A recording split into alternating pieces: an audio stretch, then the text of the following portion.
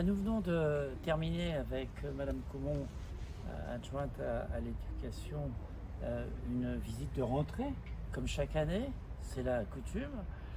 Bien, donc dans les écoles que nous avons vues, les enfants sont bien là, les enseignants sont en poste. On sera très attentif sur un sujet que nous avons bien connu l'année dernière, c'est de voir que des enfants ont pu, en élémentaire, avoir plusieurs enseignants dans l'année, ce qui n'est pas favorable pour la réussite des enfants. Donc ça, c'est un point de vigilance.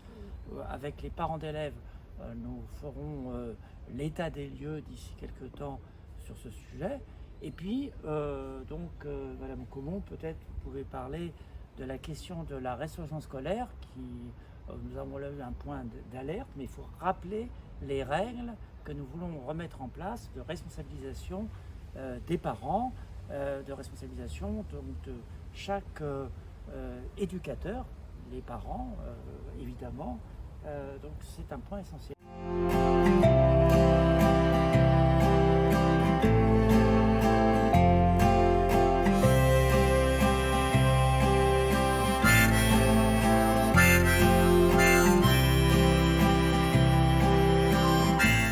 Surpris de voir autant de parents qui n'ont pas rempli les dossiers alors qu'ils avaient 4 mois pour l'effectuer.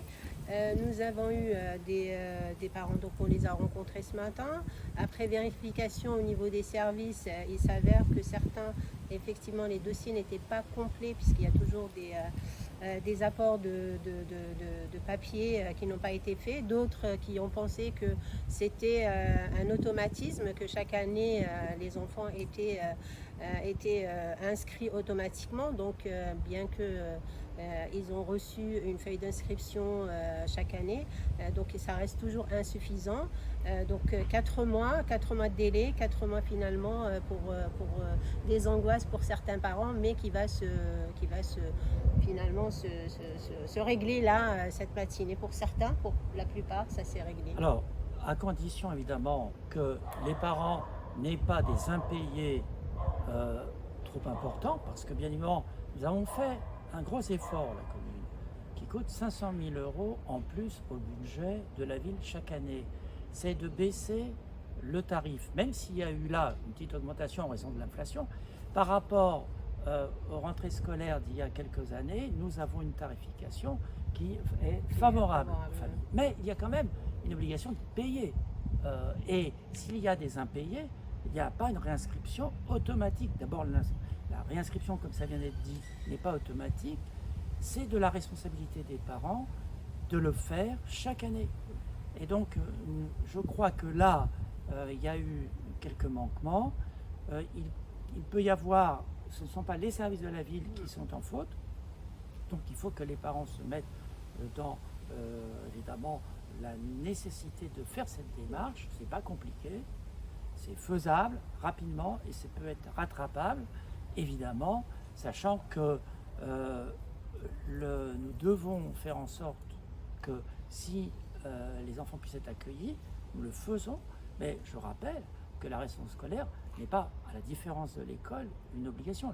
L'école est obligatoire, la restauration scolaire n'est pas obligatoire, c'est un choix des familles en fonction des possibilités que la ville a, les capacités d'accueil dans nos restaurants scolaires qui ne sont pas sans limite.